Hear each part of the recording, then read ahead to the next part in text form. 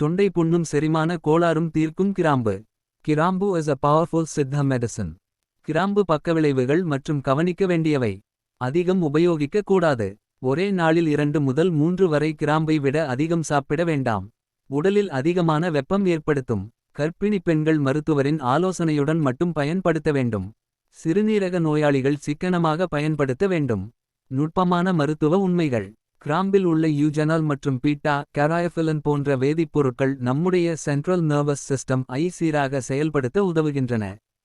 கிராம்பு ஒரு சிறந்த ஆன்டி இன்ஃப்ளாமேட்டரி, ஆன்டிசெப்டிக் மற்றும் ஆன்டி வைரல் மூலிகை.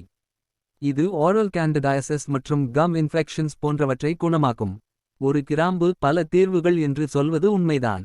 ஒரு கிராம்பை நாம் எப்போதும் சமையலில் சேர்க்கிறோம். ஆனால் அதற்குள் உள்ள மருத்துவ சக்தியை அறிந்தால் அதை நாம் ஒரு மருந்தாகவே பார்ப்போம். தொண்டை அழற்சி முதல் பசியின்மை வரை கிராம்பு ஒரு சிறந்த இயற்கை மருந்து.